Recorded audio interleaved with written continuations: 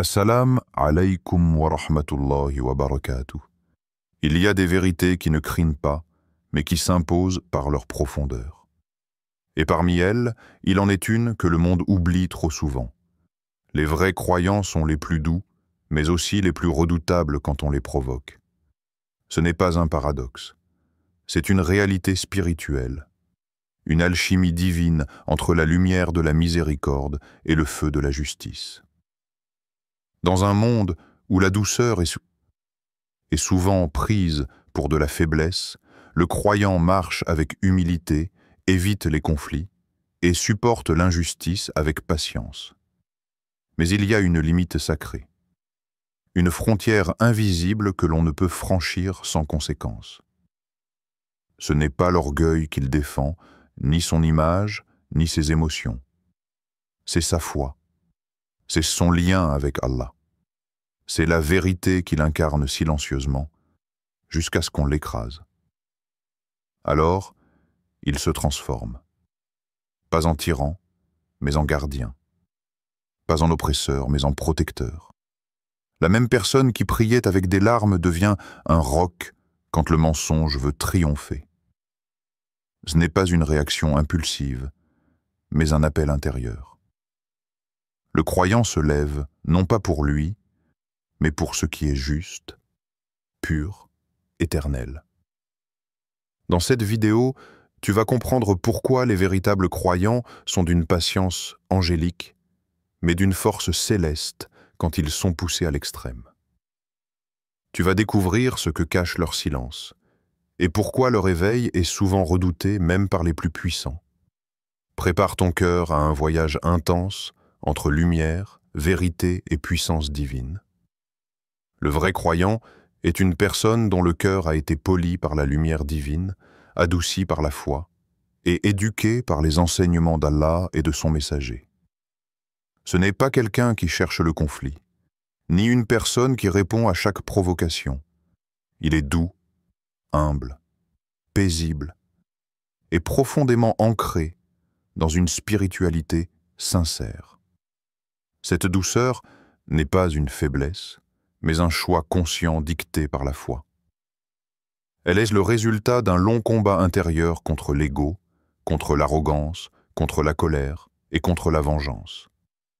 Elle reflète la miséricorde d'Allah, que le croyant cherche à imiter en toute chose. Le croyant sincère sait que la douceur est un attribut aimé d'Allah. Le prophète Mohammed a dit « Allah est doux et il aime la douceur. Il donne pour la douceur ce qu'il ne donne pas pour la dureté », rapporté par Muslim. Cela signifie que dans la manière d'interagir avec les autres, dans les paroles, les gestes et même dans les silences, le croyant choisit le calme au lieu du tumulte, la patience au lieu de l'agitation et le pardon au lieu de la rancune. Il comprend que chaque mot peut peser lourdement sur la balance des actes le jour du jugement. Il préfère donc la retenue, même s'il a 1000 raisons de répondre, de se défendre ou de se venger. Cette douceur, cependant, n'est pas naturelle. Elle est forgée par la foi, renforcée par la prière, cultivée par la lecture du Coran et nourrie par la proximité d'Allah. Ce n'est pas de la naïveté ni de la peur. C'est un choix conscient de ressembler à ceux qu'Allah aime. Le croyant sait que celui qui se rapproche du caractère prophétique se rapproche d'Allah. Et dans le caractère du prophète, c'est la douceur, la miséricorde et la bonté qui dominent. Même envers ceux qui l'insultaient, le combattaient ou le rejetaient, il gardait un comportement noble et digne. Il priait pour eux, il pleurait pour eux, il espérait leur guider. Le croyant qui a compris cela se maîtrise. Il n'élève pas la voix inutilement. Il ne cherche pas à blesser. Il ne répond pas à la haine par la haine, car il sait que c'est Allah qui voit tout et que c'est lui seul qui juge les cœurs. Il préfère se faire petit devant la création pour être grand devant le Créateur. Et cette humilité, cette douceur, ce calme apparent, sont en réalité une immense force. Une force intérieure qui dépasse celle des muscles, des cris et des menaces, une force que seuls les gens spirituellement éveillés peuvent comprendre. Il est dit dans le Coran, « Les serviteurs du tout miséricordieux sont ceux qui marchent humblement sur la terre, et lorsque les ignorants s'adressent à eux, ils disent « Paix ». Sourate Al-Furqan, verset 63. Ce verset décrit parfaitement le croyant sincère. Il ne cherche pas à s'imposer. Il n'a pas besoin d'écraser pour se sentir exister. Son identité ne dépend pas de la validation des autres. Il est connecté à Allah, et cela lui suffit. Son silence face aux provocations n'est pas un signe de faiblesse, mais de maturité spirituelle.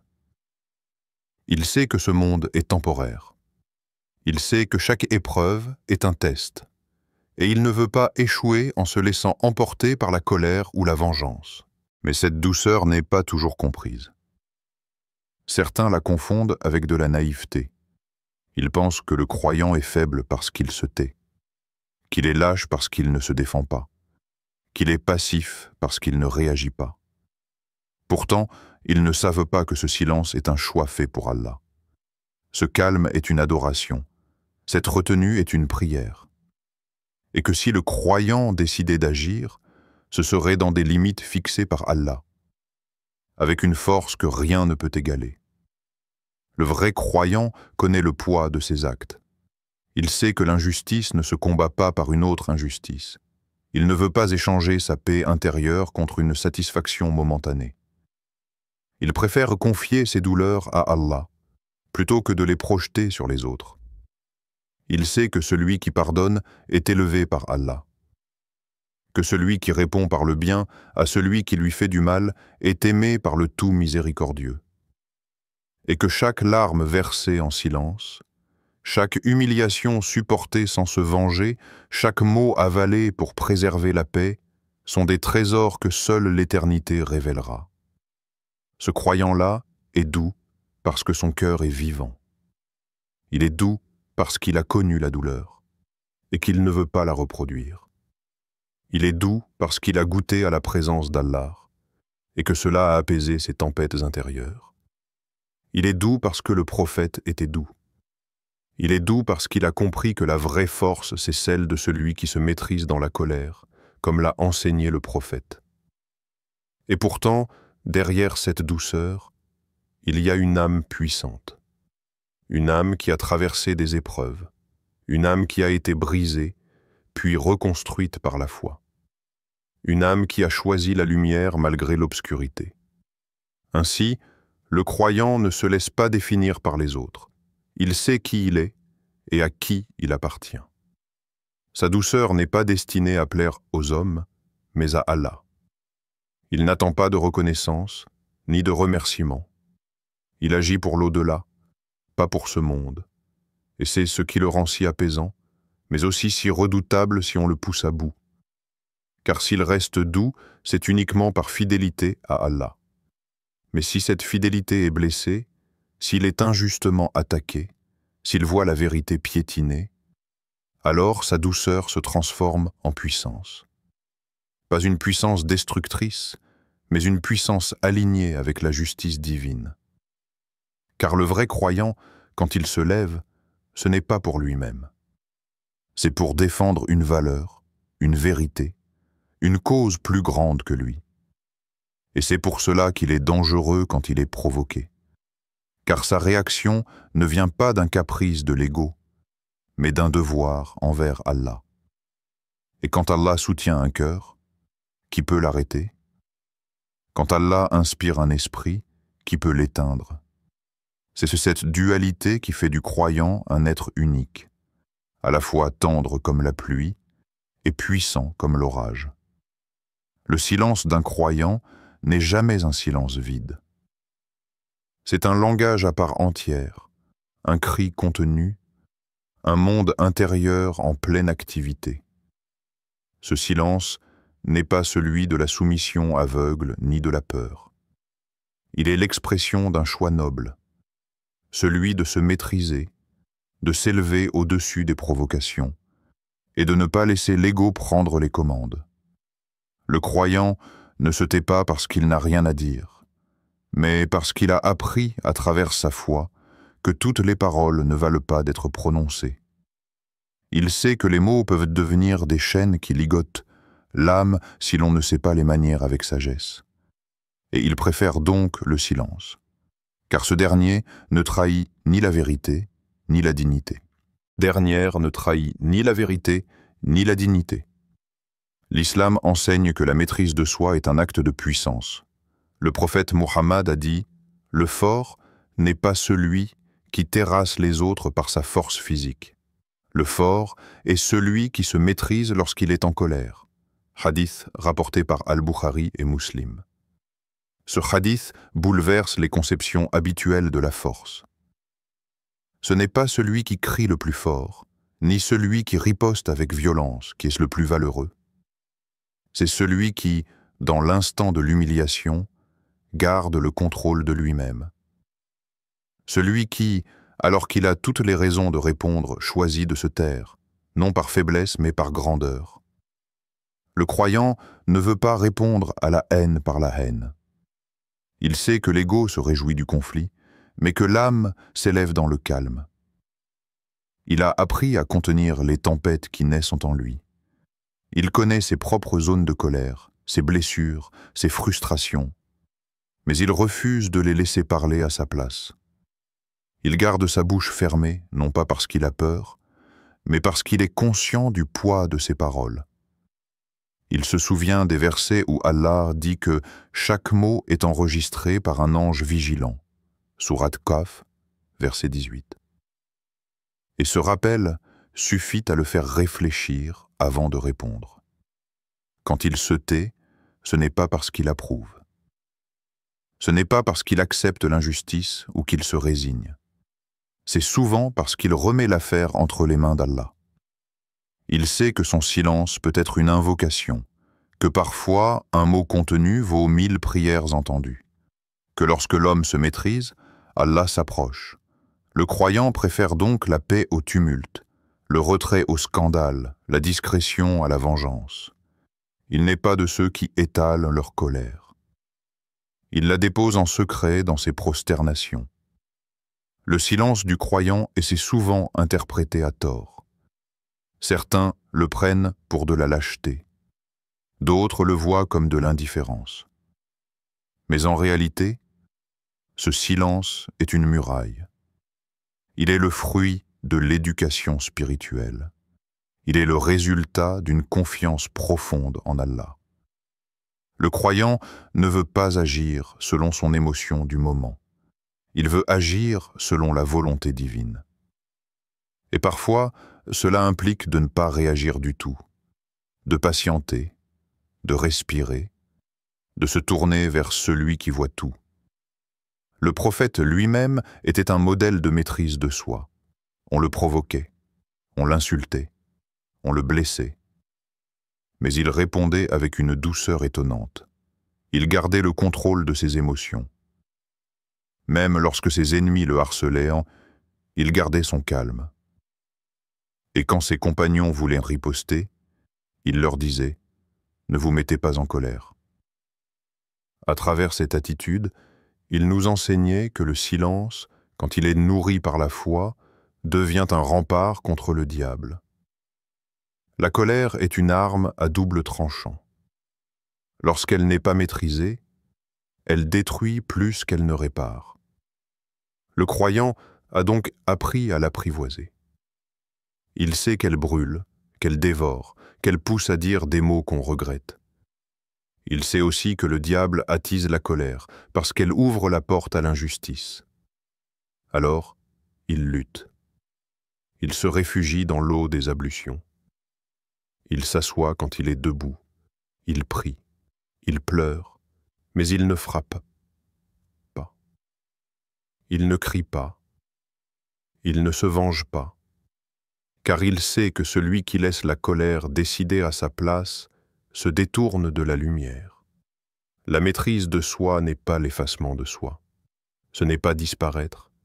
Ce n'est pas se taire devant le mal ou subir l'injustice sans réagir.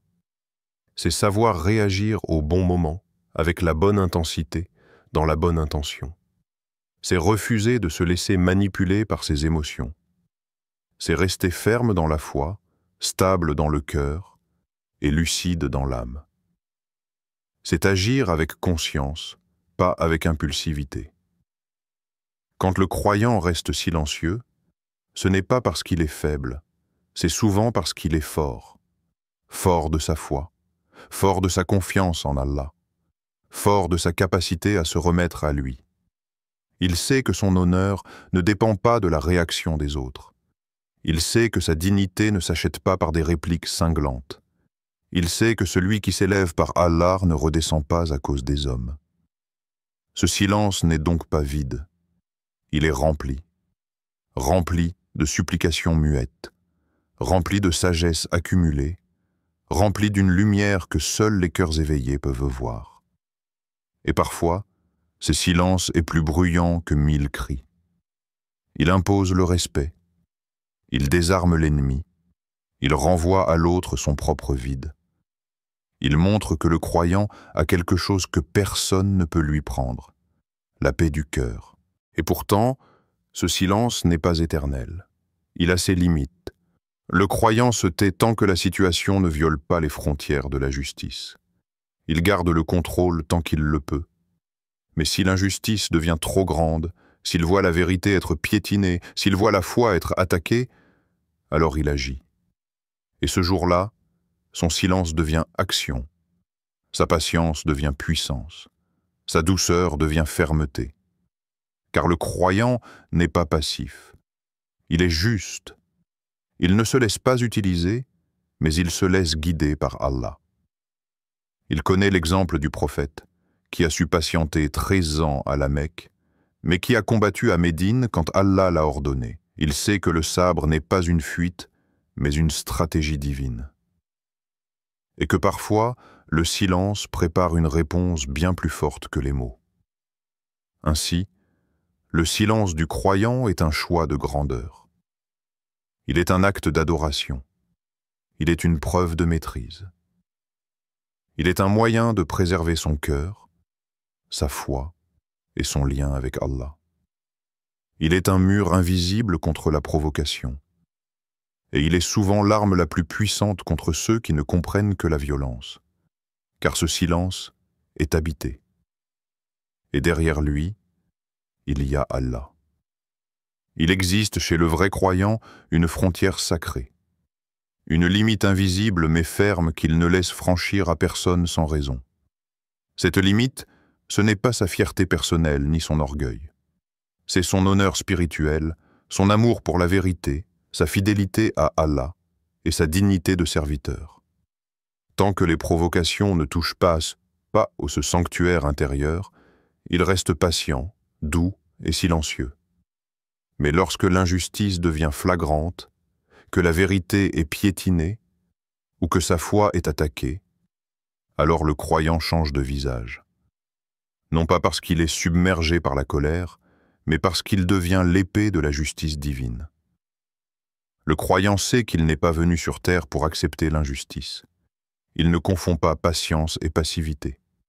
Il ne confond pas douceur et faiblesse. Il sait que parfois, la plus grande preuve de foi, c'est de se lever. De se dresser, non pas pour lui-même, mais pour une vérité qui dépasse sa personne. Il a conscience que se taire face à certaines situations serait une trahison envers sa mission sur cette terre. Celle d'être un témoin de la vérité, un protecteur du bien, un défenseur de la justice. Le prophète Mohammed était le plus doux des hommes. Mais lorsqu'on portait atteinte à la vérité, lorsqu'on opprimait les faibles, lorsqu'on transgressait les limites d'Allah, il se levait avec une force redoutable. C'est ainsi que les compagnons l'ont vu à la bataille de Badr, de Uhud, de Khaybar. Il ne cherchait pas la confrontation, mais lorsque le mal devenait oppressant, il ne reculait pas. Son cœur restait pur, mais son épée devenait l'outil de la justice. Et c'est cet équilibre que les vrais croyants essaient d'imiter. Douceur dans l'âme, mais puissance dans les principes. Le croyant peut supporter les insultes, les critiques, les moqueries. Il peut encaisser le mépris, les regards hautains, les injustices personnelles. Mais lorsqu'on touche à l'honneur de sa foi, lorsqu'on manipule la religion, lorsqu'on opprime les innocents ou qu'on détruit ce qui est sacré, il ne reste pas passif. Il devient le reflet de la rigueur divine. Son cœur s'enflamme, mais pas pour lui, pour Allah. Et cela change tout. Ce n'est pas une colère égoïste. Ce n'est pas une vengeance personnelle. C'est une réaction spirituelle, une explosion contrôlée, une décision guidée par des principes solides. Le croyant, quand il est provoqué dans ce qu'il a de plus sacré, se lève non pas pour dominer, mais pour rétablir un équilibre. Il n'agit pas par impulsion, mais par devoir. Il se sent responsable de défendre la vérité, même si cela le met en danger, même s'il doit être seul. Il comprend que la patience a des limites, et que certaines situations exigent une réponse. Pas une réponse brutale et incontrôlée, mais une réponse juste et proportionnée. Il sait que son silence ne doit pas être complice, que son amour de la paix ne doit pas devenir une faiblesse, qu'il ne peut pas abandonner la vérité sous prétexte de rester doux. Il sait que le prophète a lui-même dit « Celui d'entre vous qui voit un mal, qu'il le change par sa main. S'il ne peut pas, qu'il le change par sa langue. Et s'il ne peut pas, qu'il le condamne dans son cœur. Et cela est le degré le plus faible de la foi, rapporté par Muslim. » Ce hadith montre que la foi n'est pas une passivité. C'est une énergie, une force intérieure, un devoir de se lever. Et quand le croyant sent que son devoir l'appelle, il ne se cache pas. Il se lève avec noblesse. Il agit avec justice. Il parle avec clarté. Et il affronte l'oppression avec une force que seule la foi peut donner. Mais cette réaction ne vient jamais sans avertissement. Le croyant donne des chances. Il appelle au dialogue. Il conseille avec sagesse. Il répète avec douceur. Il avertit avec bienveillance. Il espère toujours que l'autre comprenne. Mais quand ses portes sont fermées, quand la provocation devient permanente, quand l'injustice devient un poison qui détruit tout, alors il devient un lion. Et ce lion ne rugit pas pour être vu. Il rugit pour faire taire le mal. Il rugit pour protéger ceux qui ne peuvent pas se défendre. Il rugit pour rappeler à ceux qui abusent que l'humilité n'est pas faiblesse, que le silence n'est pas lâcheté, et que la foi n'est pas une armure vide. C'est à ce moment que beaucoup découvrent le vrai visage du croyant. Un homme ou une femme capable d'une douceur infinie, mais aussi d'une puissance redoutable lorsque la justice l'exige. Car la foi donne des ailes, mais elle donne aussi des racines. Elle donne de la lumière, mais elle donne aussi du feu. Elle adoucit le cœur, mais elle aiguise le sens du devoir. Et le croyant, lorsqu'il est poussé dans ses retranchements, se transforme non pas en bourreau, mais en gardien de l'équilibre. Il devient la tempête après la paix, le tonnerre après le silence, l'éclat de la vérité après le mépris. Il est prêt à tout perdre, sauf sa foi. Il peut tout sacrifier, sauf son lien avec Allah. Et c'est cette fidélité indestructible qui le rend redoutable. Car il ne cherche pas les applaudissements. Il ne craint pas les conséquences. Il ne recule pas devant la difficulté. Il sait que lorsqu'on se lève pour Allah, on n'est jamais seul. Que lorsqu'on parle au nom de la vérité, même les anges soutiennent les mots. Que lorsqu'on agit avec justice, même si tout le monde se détourne, Allah reste témoin. Le vrai croyant est donc une énigme pour ceux qui ne comprennent pas la foi. On croit qu'il se tait parce qu'il a peur. On pense qu'il supporte parce qu'il est faible. Mais un jour, il se lève. Et ce jour-là, tout change. Car quand il se lève, ce n'est pas avec de la haine, mais avec une lumière brûlante. Une lumière qui éclaire ce qui était caché. Une lumière qui coupe comme une épée. Une lumière qui révèle la puissance silencieuse de celui qui a attendu, prié, pardonné, jusqu'à ce que la justice l'oblige à parler. Et ce moment-là, c'est souvent le moment où les ennemis du croyant réalisent leur erreur. Car ils pensaient qu'il était domptable, manipulable, effaçable, Mais il découvre qu'il est enraciné, qu'il est habité, qu'il est protégé et qu'il n'agit jamais sans raison. Le croyant reste doux aussi longtemps que le bien peut régner. Mais si la foi est menacée, s'il voit le mal triompher, s'il sent que sa patience alimente l'oppression, alors il devient redoutable, non pas comme un destructeur, mais comme un réformateur. Il parle, il agit, il résiste. Et sa force ne vient pas de lui, mais d'Allah. C'est pour cela qu'il ne perd jamais. Il y a quelque chose d'inexplicable dans la force intérieure d'un vrai croyant. Une énergie silencieuse. Une lumière calme, mais terriblement puissante quand elle se déchaîne. Cette force ne vient ni du physique, ni du pouvoir social, ni de l'influence. Elle vient d'un endroit bien plus profond, la connexion directe avec Allah. C'est une force qui ne peut pas être imitée, ni achetée, ni fabriquée. Elle naît dans la solitude de la prière, dans les larmes secrètes versées en pleine nuit, dans les prosternations invisibles au monde mais visibles au Seigneur des mondes. Cette force spirituelle est ce qui rend le croyant invincible lorsque l'heure est venue d'agir. Le croyant n'est pas motivé par la colère. Il n'agit pas sous le coup d'une émotion instable. Sa réaction est dirigée par une certitude. Allah est avec les patients, les sincères, les justes. Ce n'est pas une réaction désordonnée, c'est une réponse inspirée. Et cette inspiration, il la puise dans sa relation constante avec son Créateur. C'est là que se trouve le secret. Le croyant ne se bat jamais seul. Quand il est provoqué au point où la justice de sa foi exige qu'il se lève, ce n'est pas lui seulement qui avance. C'est une vérité qui avance avec lui. Et rien ne peut arrêter un homme ou une femme qui avance avec Dieu dans le cœur.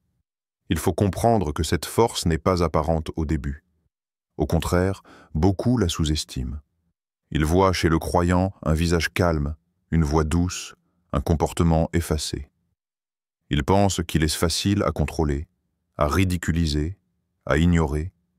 Ils pensent qu'il pliera, ils pensent qu'il abandonnera. Mais ils ne voient pas que ce qui se construit dans le silence, une forteresse intérieure.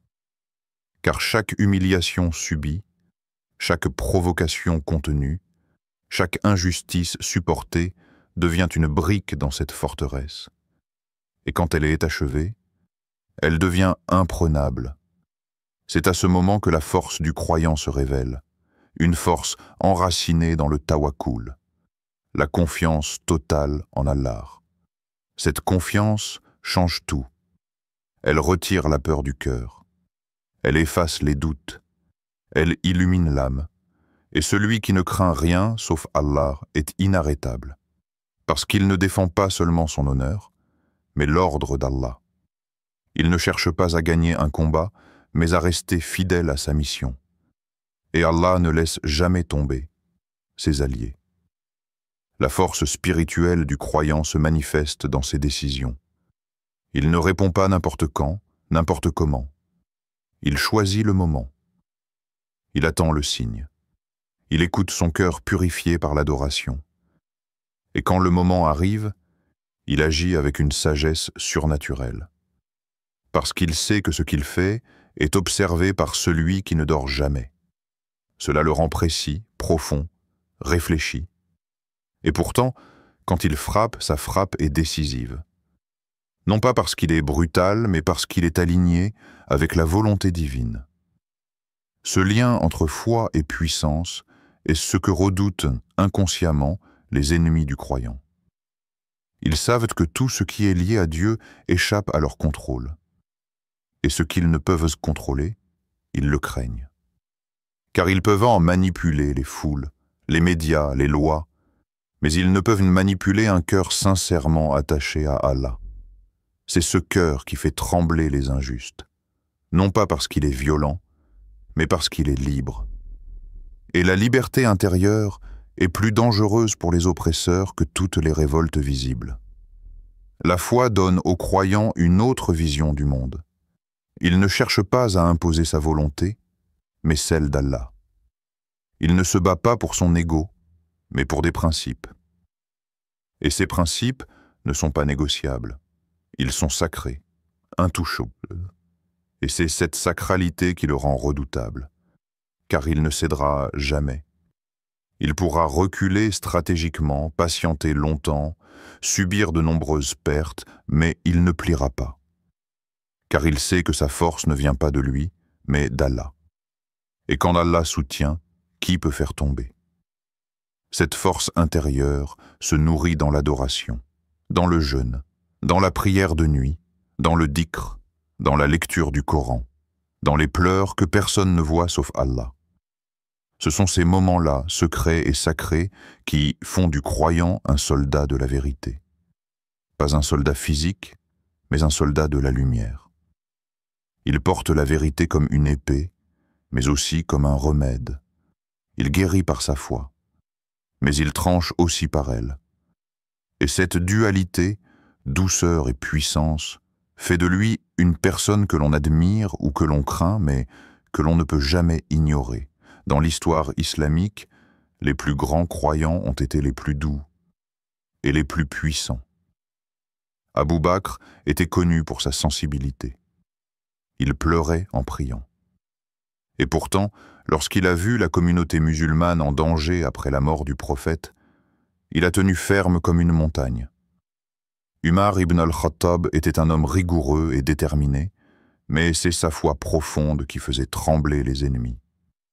Ali ibn Abi Talib, homme de science, de tendresse, de piété, était aussi un redoutable stratège. Leur force n'était pas dans leurs épées, mais dans leur soumission totale à Allah. C'est cela le modèle du croyant, une âme douce dans un corps ferme. Aujourd'hui encore, le vrai croyant porte cet héritage. Il est d'abord un être de paix, il recherche la tranquillité, il aspire à la sérénité, mais il ne vendra jamais sa foi pour avoir la paix. Si défendre la vérité signifie affronter la tempête, il se lèvera, même seul. Et ce jour-là, ceux qui l'ont provoqué regretteront de l'avoir sous-estimé. Car un croyant poussé au bout de sa patience devient un miroir de la justice d'Allah. Et personne ne peut affronter, aujourd'hui encore, le vrai croyant porte cet héritage. Il est d'abord un être de paix. Il recherche la tranquillité. Il aspire à la sérénité. Mais il ne vendra jamais sa foi pour avoir la paix. Si défendre la vérité signifie affronter la tempête, il se lèvera, même seul. Et ce jour-là, ceux qui l'ont provoqué regretteront de l'avoir sous-estimé. Car un croyant poussé au bout de sa patience devient un miroir de la justice d'Allah. Et personne ne peut affronter cette justice sans en payer le prix. Alors oui, les vrais croyants sont doux. Ils marchent lentement, ils parlent doucement, ils évitent les conflits. Mais leur cœur est rempli d'un feu sacré. Et si ce feu est provoqué par l'injustice, il embrasera et embrasera tout ce qui est faux. Non pas pour détruire, mais pour purifier. Non pas pour se venger, mais pour restaurer l'équilibre. Ceux qui comprennent cette vérité s'en approchent avec respect. Ceux qui l'ignorent la découvrent trop tard.